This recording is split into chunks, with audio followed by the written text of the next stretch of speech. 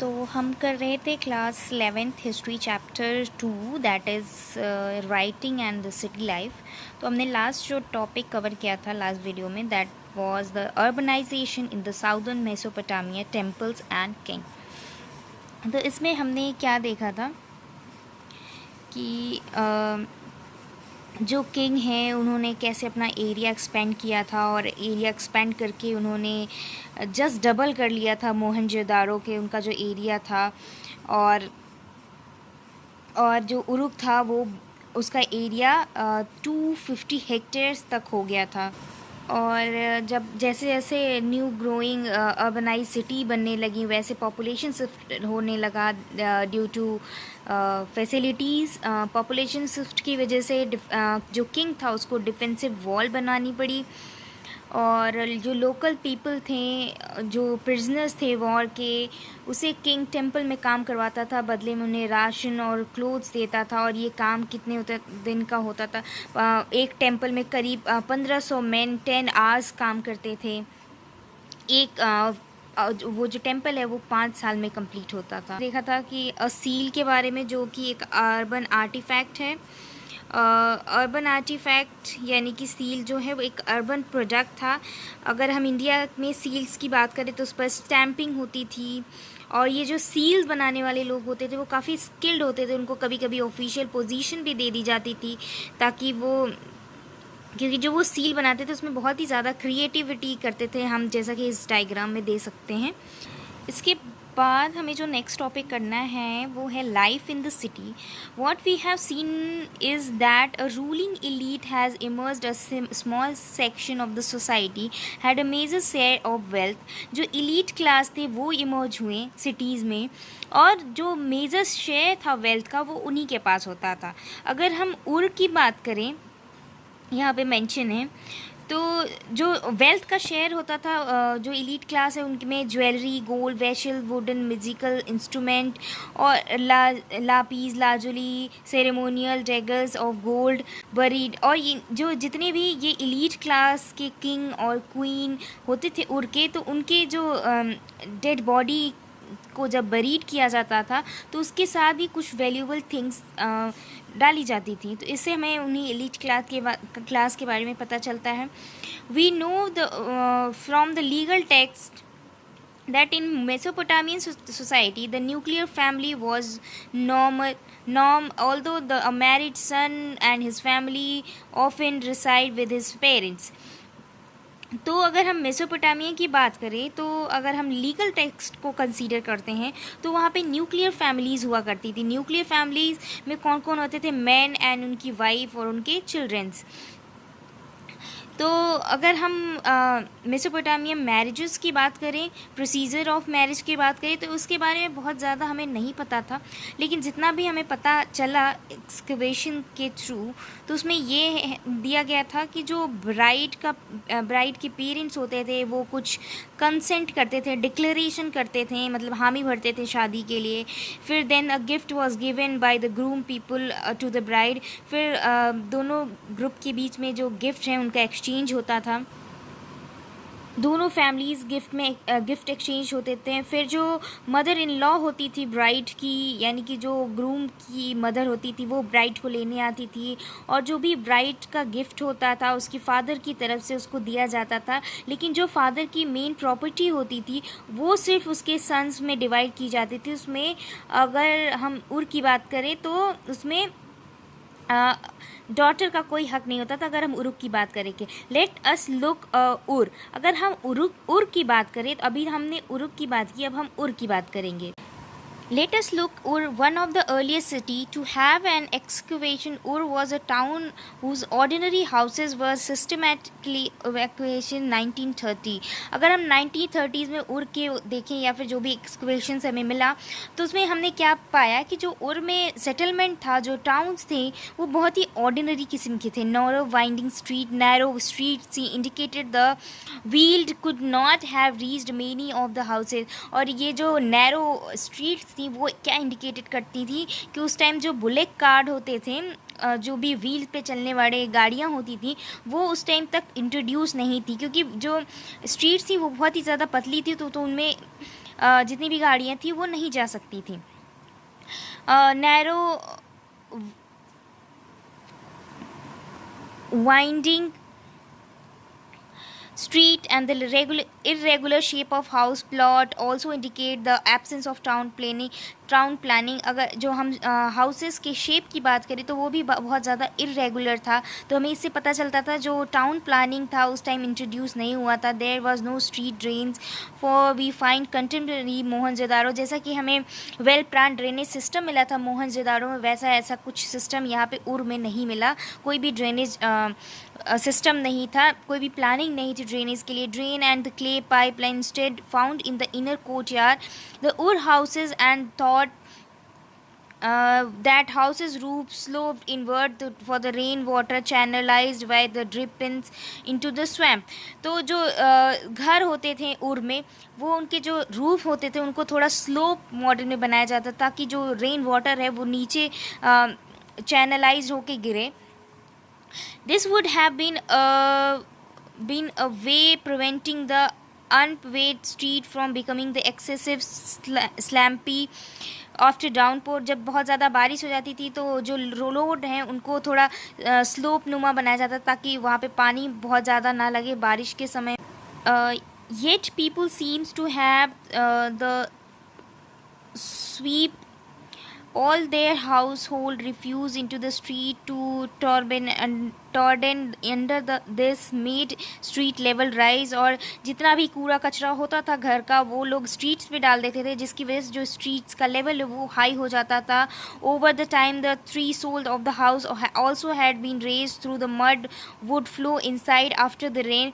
और जो मड होता था, घर का कचरा होता था, वो लोग स्ट्रीट्स पे डाल देते थे जो कि ओवरफ्लो होने लगता था रेन के टाइम पे। Light came into the room from the Windows. और ये भी देखा गया कि वो लोग अपने घरों में विंडोज़ की ओपनिंग नहीं करते थे और जो भी लाइट है वो मेन डोर से आता था। तो इससे हमें ये पता चलता था कि फैमिलीज़ अपने प्राइवेसी का काफ़ी ज़्यादा ध्यान रखती थी। There was a suspicions about house recorded the omen tablets। और जो भी टैबलेट्स बनाई जाती थी उर में, उससे ये पता चला तो लोग काफ़ी ज़्यादा सस्पिशियस थे, मान्यताएं रखते थे कि जो अगर फ्रंट डोर किसी और के डोर के सामने नहीं खुलता है तो वो बहुत ज़्यादा लकी है, या फिर जो मेन दरवाज़ा है वो बाहर की तरफ खुलता है तो उसकी जो वाइफ है वो हस्बैंड के लिए काफ़ी टॉर्चर होती है। There was a town cemetery Ur in which the graves of the royal and commoners have been the found। और ये भी मान्यताएं थी या फिर लोग करते थे कि जो ग्रेवयार्ड्स होते थे वो किंग और कॉमनर्स के लिए सेम होते थे, पर कुछ ऐसे इंडिविजुअल्स होते थे जिनका जो ग्रेवयार्ड है उनके घर में ही बनाया जाता था।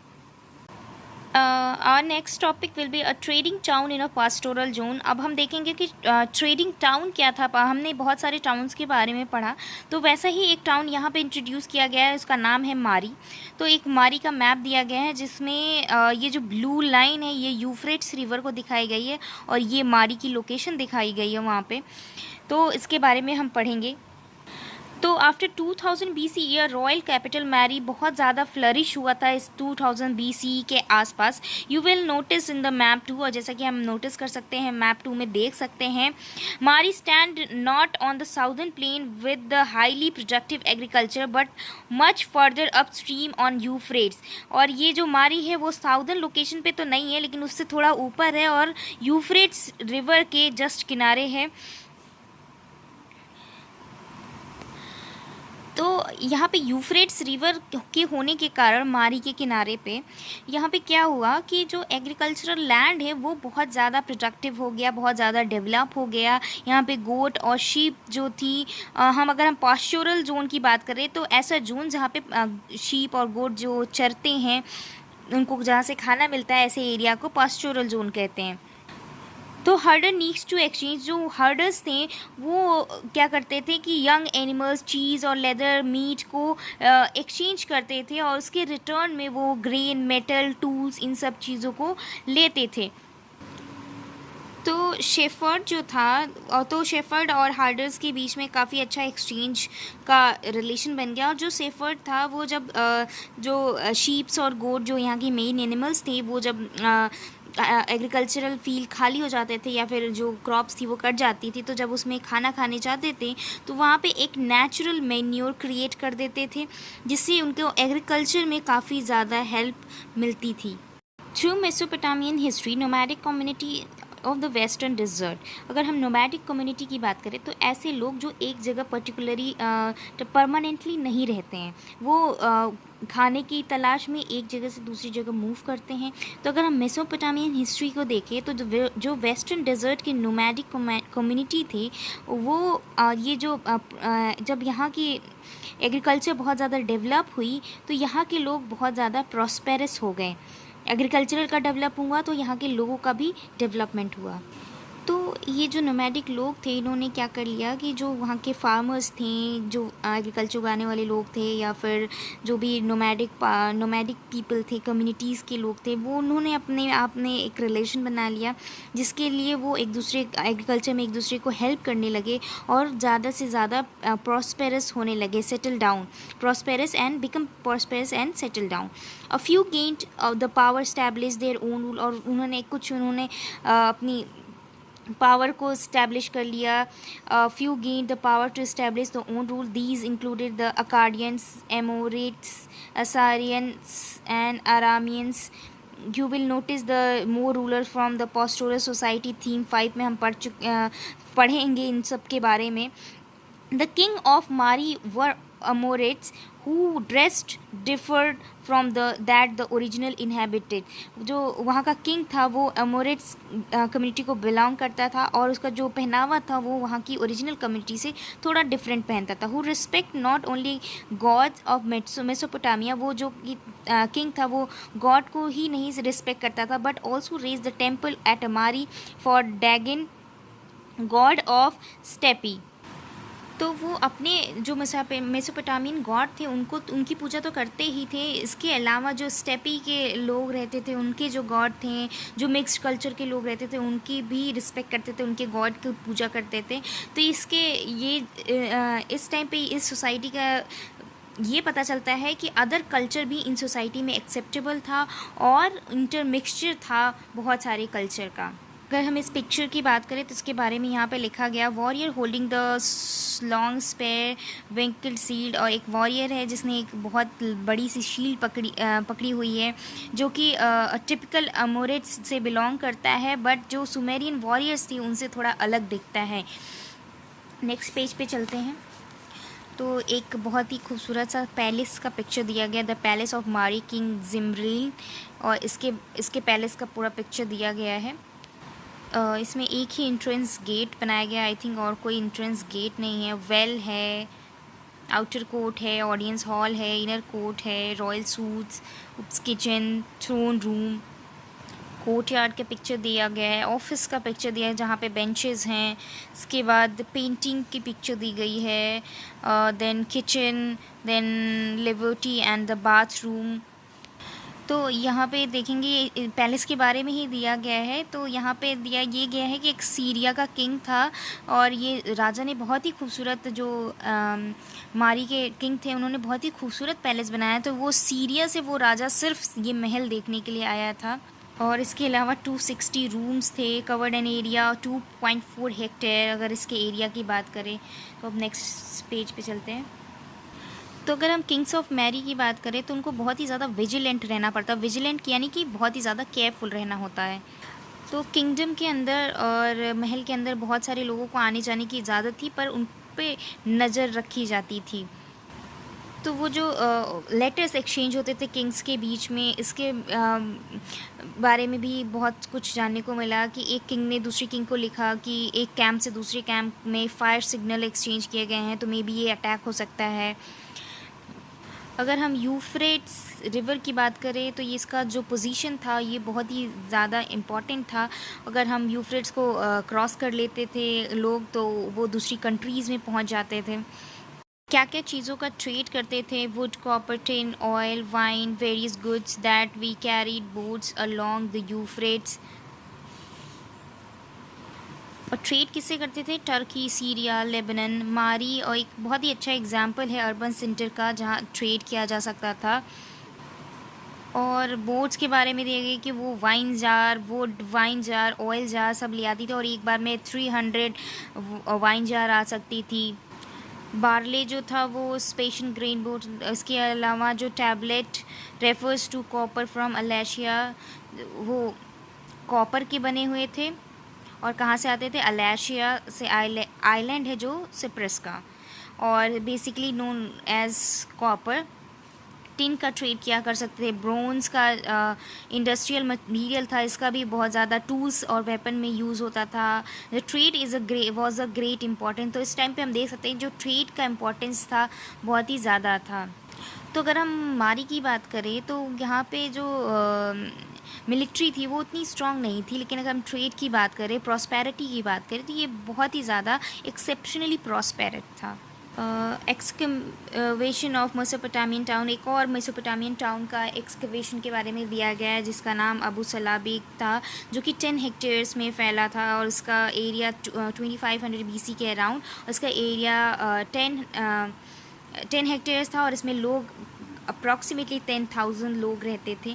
और इसमें पहले वॉल्स का एक्सकवेशन किया गया, तो उसके बाद धीरे धीरे चीज़ों का स्ट्रीट और इन सब चीज़ों का एक्सकवेशन किया गया। तो इसका मतलब ये है कि जो भी एक्सकवेशन हिस्टोरियंस करते हैं वो एक दिन का काम नहीं होता है, उसमें धीरे धीरे बहुत ज़्यादा टाइम लगता है एक्सकवेशन करने में और उससे कोई भी इंटरप्रिटेशन करने में। सिटी इन मेसोपोटामियन कल्चर, अब हम देखेंगे कि मेसोपोटामियन में सिटीज़ कैसी थी। तो बेसिकली हम कह सकते हैं कि ये हमारा चैप्टर का कॉन्क्लूज़न होगा।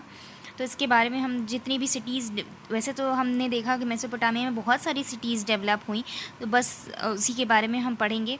जो मेसोपोटामियन थे उनकी जो सिटी लाइफ थी वो बहुत ही ज़्यादा फेमस थी और वो ऑलमोस्ट हर कल्चर, हर कम्युनिटी को इम्पोर्टेंस देते थे। अगर ऐसा होता था कि कोई सिटी वॉर में डिस्ट्रॉय भी हो जाती थी तो वो उन सिटीज़ को पोइट्री के ज़रिए याद किया करते थे। अगर हम इम्पोर्टेंस की बात करें या रिमाइंडर की बात करें तो उसमें सबसे इम्पॉर्टेंट है गिलगमिश एपिक। ये सबसे ज़्यादा इम्पॉर्टेंट है, इसके बारे में हम देखेंगे। इनकी जो एपिक हैं वो 12 टैबलेट्स पे लिखी गई हैं। तो आगे हम देखते हैं। जो गिलगमिश थे उन्होंने उरुक को एनमेरकर के बाद रूल किया था। बहुत ही ग्रेट हीरो थे जो आराम से कोई भी चीज़ जो थी वो जीत सकते थे, बहुत ही इंटेलिजेंट थे। तो उनके साथ क्या होता था, उनका एक बहुत ही ग्रेट फेम था, बहुत ही हीरोइक फ्रेंड था वो, जिनकी डेथ हो जाती है, जिसके बाद वो बहुत ही ज़्यादा शॉक में चले जाते हैं। और अब उनके दिमाग में क्या आता है कि वो कहते हैं कि अब मैं जाके to find out the secret of immortality. तो वो इमोर्टैलिटी यानी अमरता का सीक्रेट क्या है, इसको वो ढूंढने निकल गए, जिससे उनका जो बेस्ट फ्रेंड था वो वापस आ जाए।